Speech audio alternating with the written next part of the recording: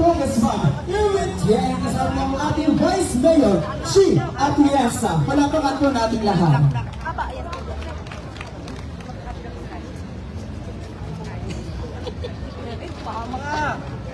Alright, sa so ito, tayo po magsisimula na para sa ating programa.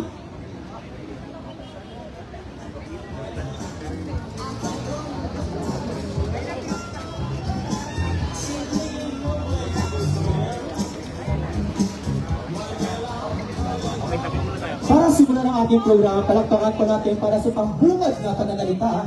Palakpakan natin ang Congressman ng Kilaman Distrito ng Maynila.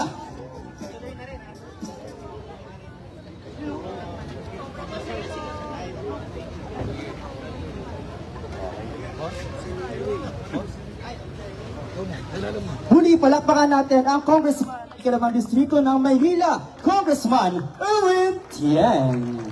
Magandang hapon po sa lahat ng ating mga punong barangay at lahat ng barangay officials na nandito at lahat ng mga kasamahan natin sa ating syudad.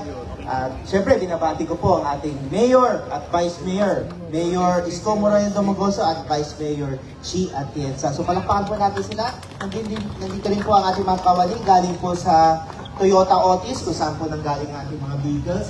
So gusto ko lang ikwento ng konti sa inyo.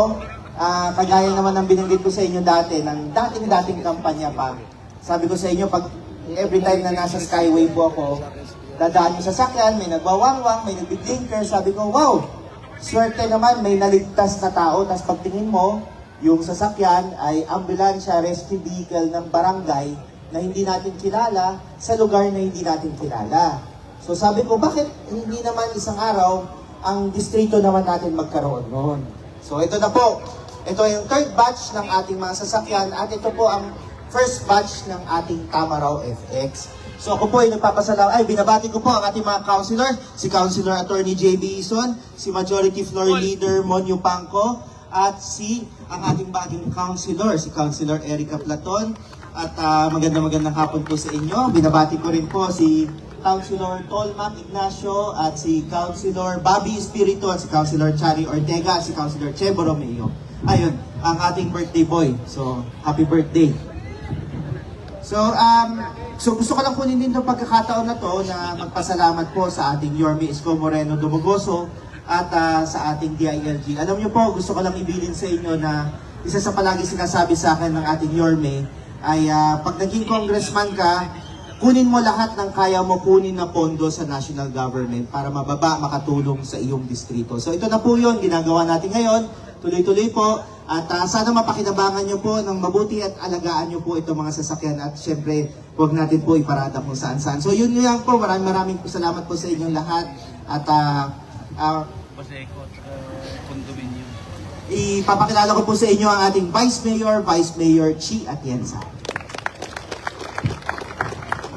Magandang hapon sa inyo lahat.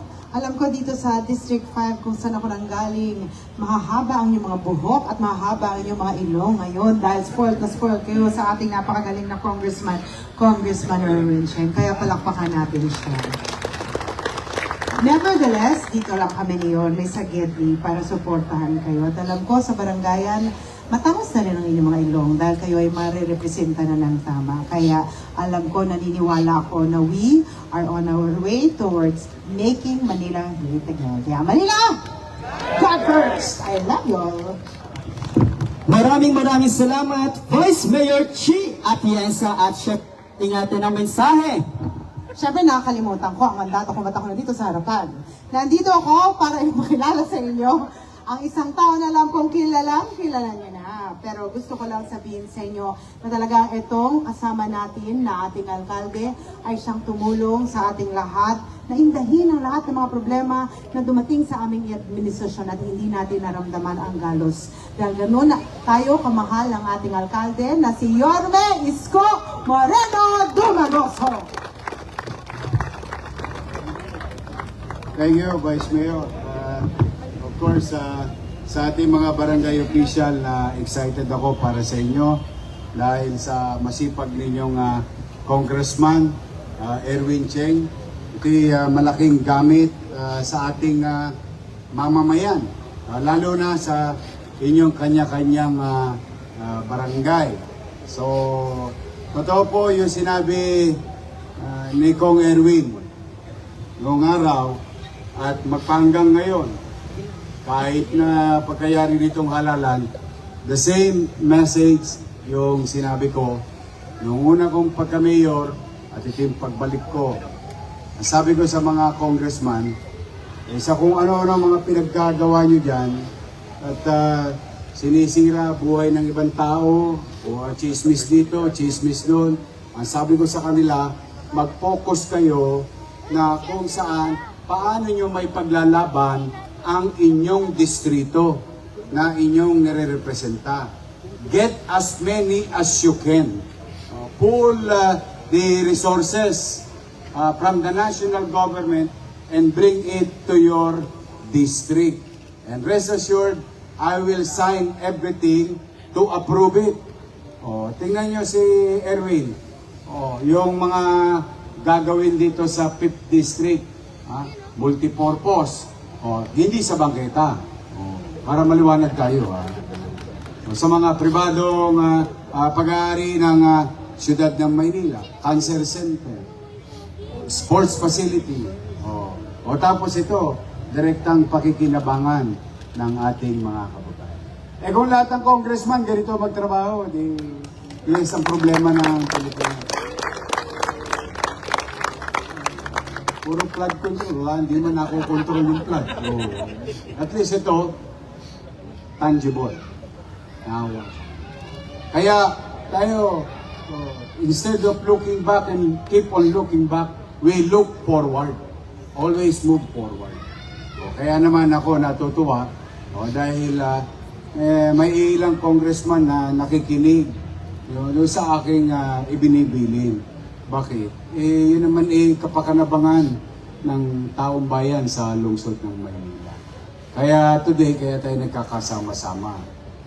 Palakpakan natin si Congressman. Hindi raw yung mga kusyal natin. Si Kusyal Che, Romeo, si Bobby. Sobra-sobra na tong kusyal ninyo. Kasi meron na kayong bagong kusyal, Erica Platon. Andi dito, si Tolma, JB, Simon. Swerte ng Toyota Manila. Panay tama nila ngayon sa gobyerno.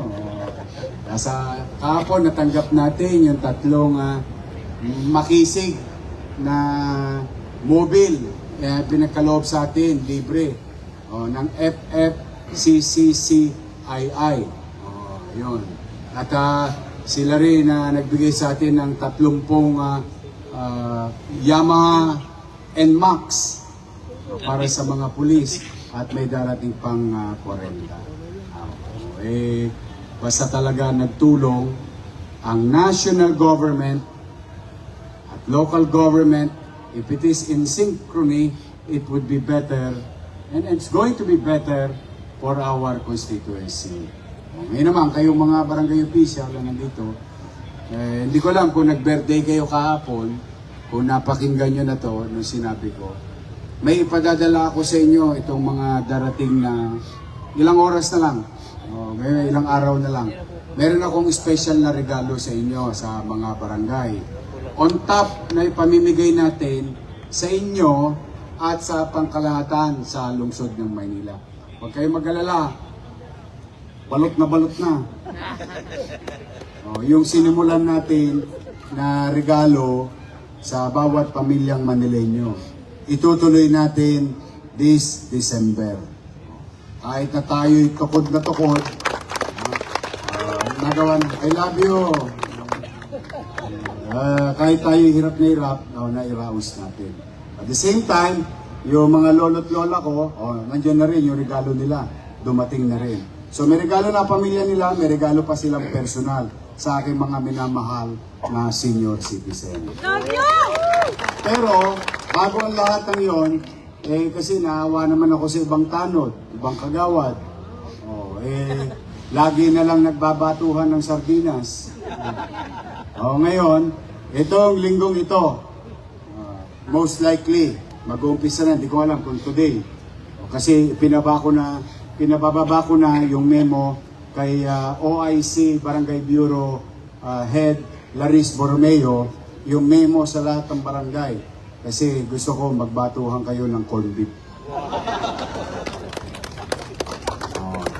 Ulitin ko ha, Chairman, SK Chairman, Kagawad, SK Kagawad, Secretary Treasurer, SK Kagawad, at XO, o pati mga tanod ninyo. Lahat sila.